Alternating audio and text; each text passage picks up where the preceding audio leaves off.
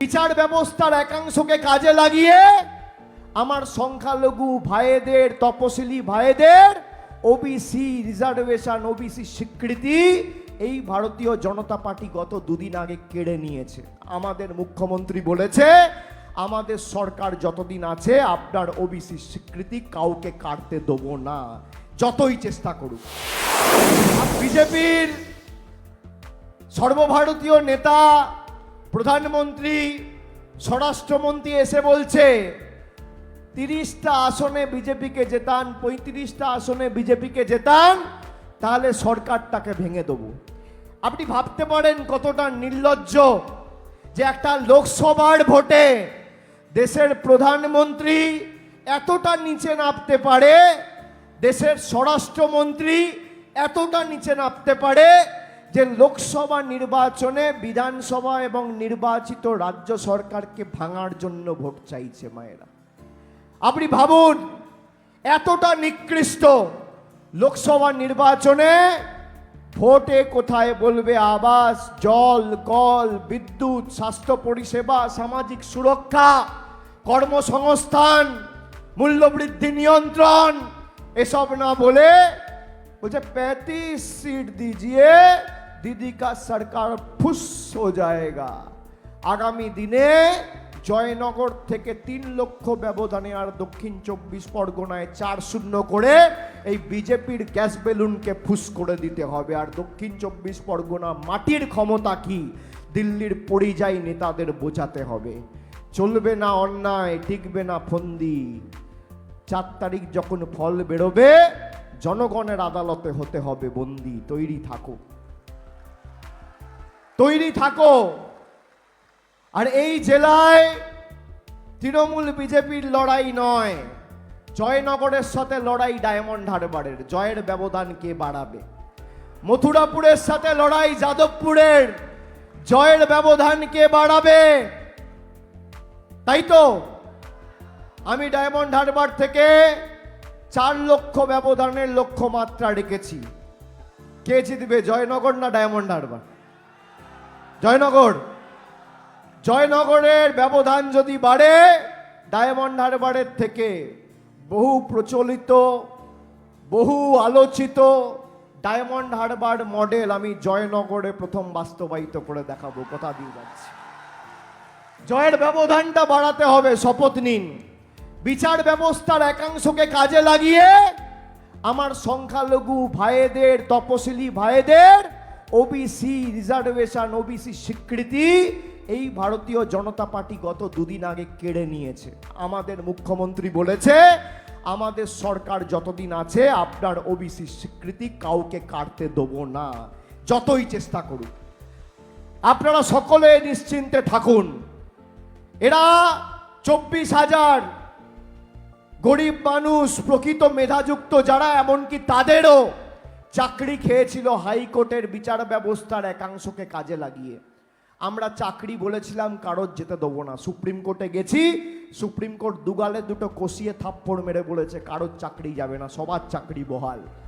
একইভাবে কথা দিয়ে যাচ্ছি, আপনারা যারা চিন্তিত যে হাইকোর্ট আমাদের ওবিসি রিজার্ভেশন বা স্বীকৃতি কেড়ে নিয়েছে, আপনাদের স্বীকৃতি কেউ কাটতে পারবে না। এই মাটি আমার, যতটা অধিকার রয়েছে আপনাদের সকলের, আমার তপশিলি ভাই, আমার সংখ্যালঘু ভাই, আমার জনজাতি মা, আমার নমশূদ্র বোন, আমার মতুয়া ভাইয়ের ততটাই অধিকার এই মাটিতে রয়েছে। এটা কারোর পৈতৃক সম্পত্তি নয়। যতদিন আমরা বেঁচে আছি বৈষম্যের রাজনীতি বাংলার মাটিতে করতে দেবো না। বৈচিত্র্যের মধ্যে একতাই আমাদের মূল মন্ত্র। নানা ভাষা, নানা মত, নানা পরিধান, বিবিধের মাঝে দেখো মিলন মহান। আমরা কোনোদিন বিভাজনের রাজনীতি এই মাটিতে করতে দেবো না। আপনি বিভাজনের রাজনীতি করেছেন। 2014 সালে আপনাকে গোহারা হারিয়েছে বাংলার মানুষ। 2016-তে সিপিএম এর সহকারী গুলো আর সাঁকড়েত গুলো বিজেপির সাথে হাত মিলিয়ে বাংলার মানুষকে বিভ্রান্ত করতে চেয়েছিল। গুহারা হেরেছে। 19-এ সব শক্তিকে কাজে লাগিয়ে আবার গোহারা হেরেছেন। 21-এ সবাইকে কাজে লাগিয়ে তদন্তকারী সংস্থা, টাকা পয়সা, সংবাদ মাধ্যম, কেন্দ্রীয় বাহিনী, আধা সামরিক বাহিনী, জওয়ান, বিচার ব্যবস্থা, অর্থবল, তাও হেরেছেন বাংলায়। আর 2024-এ যত ক্ষমতা আছে প্রয়োগ করুন, এই 4টে আসনের ব্যবধান বাড়বে, আমি কথা দিচ্ছি, কেউ আটকাতে পারবে না, মানুষ জবাব দেবে। আর আমি তো সব জায়গায় প্রচার করে গতকাল দক্ষিণ 24 পরগনায় ঢুকে গেছি। এখন 7 দিন আপনাদের সাথে থাকবো, কোনো চিন্তা করবেন না, যেখানে যেতে বলবেন যাব, যে বুথে ঢুকতে বলবেন ঢুকবো। আর 1 তারিখ যখন ভোট হবে আমি আমতলায় থাকবো। নিজের ভোট নিজে দেবেন, মাথা উঁচু করে ভোট দেবেন। প্রথম 5 দফায় ভোট এদের রফা দফা হয়ে গেছে। কুচবিহার, আলিপুরদুয়ার, জলপাইগুড়ি সহ প্রত্যেকটা জেলায় যেখানে ভোট হয়েছে, কেউ এদের মাথা ভেঙেছে, কেউ ঘাড় ভেঙেছে, কেউ মেরুদণ্ড ভেঙেছে, কেউ কোমর ভেঙেছে। আগামী কাল হচ্ছে 6ম দফায় ভোট, মেদিনীপুর আর জঙ্গলমহল। এদের হাঁটুটা ভাঙবে আর পাটা ভাঙবে। আর রফা দফাটা শেষ আমরা করব 1 তারিখ। হাত আর কনুইটা ভাঙবো, আর ঔদ্ধত্য, অহংকার, দম্ভ ভেঙে চূর্ণ বিচূর্ণ করে বল হরি হরি বল। বিরোধীদের খালি সময়ের অপেক্ষা। আর 4 তারিখ যখন ভোট বাক্স খুলবে, তখন পদ্ম ফুলের পরিযায়ী বাবুরা যেন চোখে সর্ষে ফুল দেখে, এটা সুনিশ্চিত করতে হবে। স্বৈরাচারীদের বিসর্জনটা দিতে হবে। আজকে খুঁটি পুজোটা করে দিয়ে গেলাম এই মাটিতে। 1 তারিখ আপনারা গিয়ে অঞ্জলিটা দেবেন, সূচনাটা এখানে করে দিয়ে গেলাম। আর বিসর্জনটা 4 তারিখ দিল্লির বুকে। 4 তারিখ বিসর্জন হবে, কেউ আটকাতে পারবে না। আপনি দেখবেন এদেরকে এতদিন দেখেননি। প্রধানমন্ত্রী 2019 সালে এসছিল, 21 সালে 2-1 বার এসছিল দক্ষিণ 24 পরগনায় কয়েকটা জায়গায় সভা করতে, আর এদেরকে চোখে দেখেননি। 3 বছর যশের সময়, আমফানের সময়, কোভিডের সময়, বিধ্বংসী ঘূর্ণিঝড়, একবার মানুষের পাশে এসে কোনো বিজেপি নেতা জিজ্ঞেস করেনি যে মা বাড়িতে খাবার আছে, সবাই খেয়েছে, সবাই ঠিক আছে, কোনো অসুবিধা নেই তো, ছেলে মেয়ে ঠিক মতো পড়াশুনো করছে? কেউ জিজ্ঞেস করেনি, কেউ আসেনি।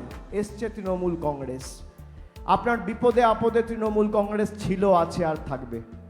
আবহাওয়া খারাপ, আপনাদের সকলকে বাড়ি ফিরতে হবে, আর আমাকে যেতে হবে আবার বারাসাতে, সেখানেও বিসর্জন সুনিশ্চিত করে আসব। আমি আপনাদের সকলকে আরেকবার ধন্যবাদ, কৃতজ্ঞতা, প্রণাম, সালাম, অভিনন্দন জানিয়ে আমার বক্তব্য এখানেই শেষ করলাম। সকলে ভালো থাকবেন, সুস্থ থাকবেন। জয় হিন্দ, বন্দে মাতরম, জয় বাংলা। আর আমি আগামী দিন খুব শীঘ্রই ফল বেরোনোর 1 মাসের মধ্যে আবার আসবো, আপনাদের সাথে জয় ভাগ করে নেব। এটা আমার লোকসভার পার্শ্ববর্তী লোকসভা। আপনারা সবাই আছেন, সাথে থাকবেন তো? এই মাটি তৃণমূল কংগ্রেসের, মমতা বন্দ্যোপাধ্যায় তার রাজনৈতিক কর্মকাণ্ড এই দক্ষিণ 24 পরগনার যাদবপুর থেকে শুরু করেছিল। এটা আমাদের কর্মভূমি। আমি আমার রাজনৈতিক কর্মকাণ্ড শুরু করেছি এই মাটি থেকে। এই মাটি আমাদের কাছে প্রাণের থেকেও প্রিয়। শেষ রক্তবিন্দু পর্যন্ত এই মাটির জন্য কাজ করব, কিন্তু দিল্লির কাছে বশ্যতা স্বীকার করব না। আমি কথা দিয়ে গেলাম, উন্নয়নের অশ্বমেধের ঘোড়া 4 তারিখের পরে এই জয়নগর লোকসভায় আরো দাপটের সাথে ছুটবে, কেউ আটকাতে পারবে না। করতে পারলে কর, লড়তে পারলে লড়, আর ধরতে পারলে ধর, নইলে বালিতে গিয়ে শুয়ে পড়। বাংলার মাটিতে কোনো জায়গা নেই।